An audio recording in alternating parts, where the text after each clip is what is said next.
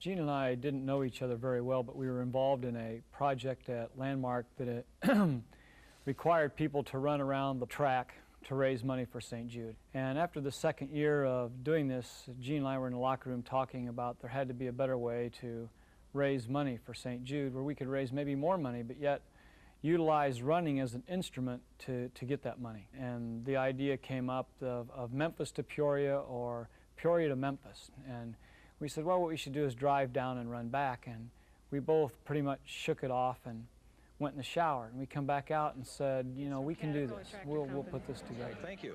Next we have Gene Pratt, who you ran the run-a-thon. You started it. That's right. Next year we have a big project that we're going to do. We're going to run from Memphis to Peoria.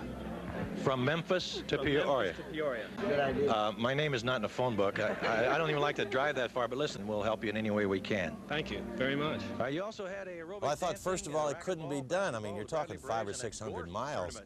And when Gene told me that, I guess I had kind of a look of disbelief on my face. We had talked about it for 9 months to a year and really hadn't done a lot of work on it. And we said the next person that sees Jim Maloof has to tell him that we're not going to go this year. We're going to wait till 1983 to do it. And Gene left, and I went in and took a shower. And as I walked up the stairs, there was Jim and Trudy Maloof. And Jim, of course, says, how's the plans for the run going for this year? And I looked at him and I said, as a matter of fact, Gene, I just had a meeting, and the plans are going great. Everything is online, and we're ready to go. That wasn't the hard part. The hard part was calling Gene and telling him that I had just committed us. It turned out well because Gene, being the type of person he is, says, then we have a lot of work to do, let's get going. This group you see in front of you here, they look a little bedraggled. It's because they are. They just ran all the way from Memphis, Tennessee. Jim, Mike has a check, small check for you, but he'll give it to you. A total of over $22,500 collected. You know, our goal was to raise $25,000 a year. We wanted to try to be as classy and raise as much money as the Golf Classic. And we thought if we had 2 events in the area together that could equal $50,000 a year, that's our goal. That's all we ever hoped for, initially. Here we go. Here's the big news now. $32,400.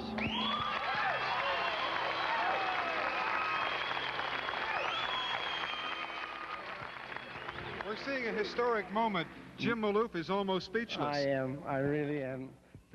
I think the previous high total prior to that day in '83 that a St. Jude event in the Midwest had ever raised was like $25,000. We had a lot of people that came to us and said, I can't run 50 miles in 3 days, and I can't give you a week of my time. What can I do? All the people you said in blue are from the Galesburg run this year. And Galesburg is the first time the run's been expanded. We started the run to give the kids in Western Illinois the opportunity to have the kind of world-class treatment that St. Jude's Midwest affiliate offers. First run, it was kind of funny. It was hot, humid. I was the only one to get sick. And it was the year that Marlo Thomas was there. And we're standing on stage, and I almost made Marlo a present that she would have never forgot, but fortunately I controlled myself. And Last year, the Route 89 bridge was out at across the Illinois River at Spring Valley, and we knew it was going to be that way, so we arranged to have boats take us across, and it worked out very great. So we could keep our continuity and stay on the same route. What I really remember most about it, I think, is the closeness that the runners become. The first year we had it, almost everybody was strangers. They have become friends, and each year we get new runners, and they become friends. And once they run, it just seems like they get hooked. One year, we had a runner go the whole distance from Canton to Peoria. It's a 35-mile trip, and at that time, his long run was 13 miles. And it was a real uplifting experience for all of us, because to see his accomplishments and then to realize what we have accomplished as a group. Primarily, we've had one runner in particular that's been a real blessing to us by the name of Frank Zadich.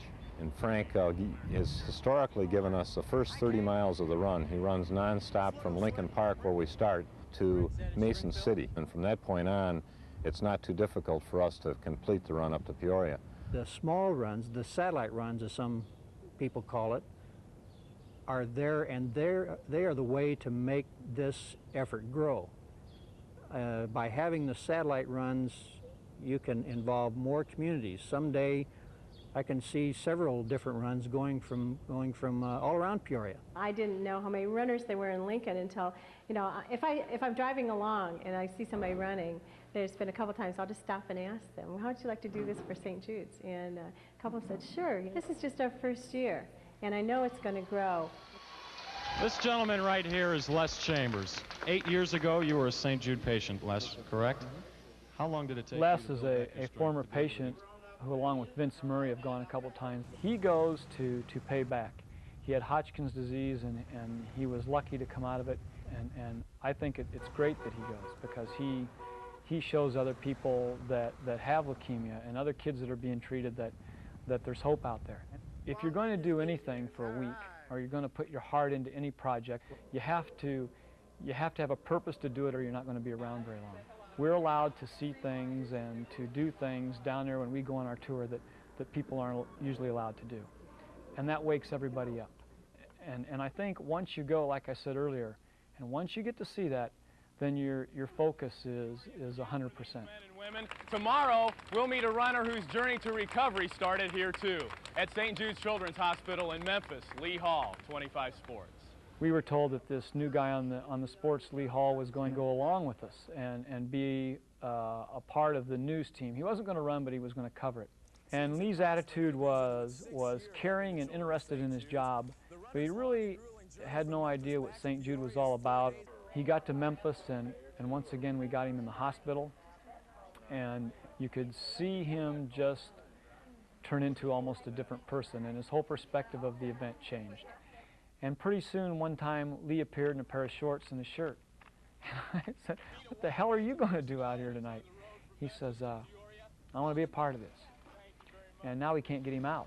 Their dedication to the kids really got to me, and then the kids got to me, so it's kind of a chain reaction, I guess. You know, there's been a lot of talk about when the event will end, but it's $200,000 a year that's going to a great cause. And I don't have any other ideas for $200,000 a year.